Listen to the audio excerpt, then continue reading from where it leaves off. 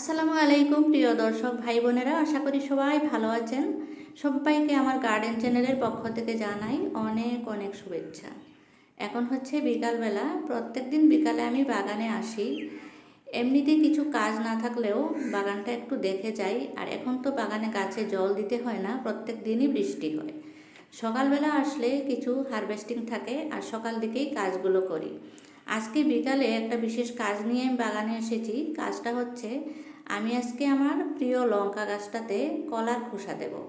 কলার খোসা গাছে কিভাবে দিলে বেশি ভালো হয় আপনারা দেখে নিন। অনেকে অনেকভাবেই দেয়, আমিও দেই। আমি আজকে দেব কলার খোসাগুলো ছোটো ছোটো করে কেটে নিয়ে এইভাবে তারপরে মাটির নিচে ঢুকিয়ে দেব। প্রথমে আমি ঘরে থেকেই কলার খোসাগুলো কেচি দিয়ে একদম ছোটো ছোটো করে কেটে রেডি করে নিয়ে এসেছি।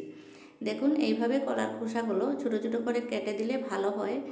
আর জলের মধ্যে ভিজিয়ে যদি জলটা দেন তাও হয়, কিন্তু এখন বৃষ্টির দিন লিকুইড খাবারের বেশি দরকার হয় না।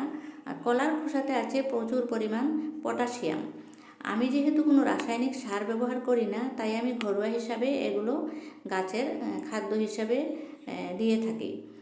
কলার খোসাগুলো নিয়ে আমি এসেছি বাগানে। আর এটা হচ্ছে আমার কালা লঙ্কার গাছ, কালা মরিচের গাছ।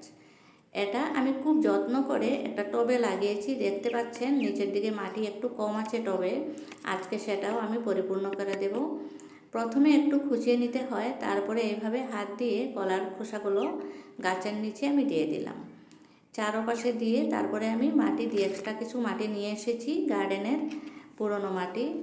এগুলোতে কিছু সার মিক্স রয়েছে, গোবর সার, শুকনো গোবর সার। এগুলো আমি দিয়ে পুরোপুরি দিয়ে ঢাকা দিয়ে দেব। ঠিক এইভাবে দিয়ে ঢাকা দিয়ে দিলাম সমস্ত মাটি দিয়ে। আর তবে যেহেতু মাটিও কম আছে, তাই আমি মাটি দিয়ে ঢাকা দিয়ে দিলাম। বন্ধুরা, আপনারাও যদি বাগান করে ভালোবাসেন তাহলে অতি অবশ্যই আমার চ্যানেলটাকে সাবস্ক্রাইব করে দিয়ে আমার সাথে থাকবেন। আমি সবসময় আপনাদের সাথে কিছু টুকিটাকি টিপস শেয়ার করে থাকি। এই যে দেখুন, লঙ্কা গাছটাতে ফুলও এসেছে। আশা করি কিছুদিনের মধ্যে লঙ্কা অনেক হবে। এভাবে যত্ন করে লঙ্কা গাছ লাগালে আপনারাও লঙ্কা গাছে অনেক লঙ্কা পাবেন। ভিডিওটা কেমন লাগলো অবশ্যই আমাকে কমেন্ট বক্সে এসে জানাবেন। আর আপনারা যদি একটা লাইক দেন, সেই লাইক আমাকে অনেক দূর নিয়ে যাবে, আমাকে সহায় করবে। তাই লাইক না দিয়ে কেউ চলে যাবেন না। সবাই ভালো থাকুন, সুস্থ থাকুন। Happy gardening.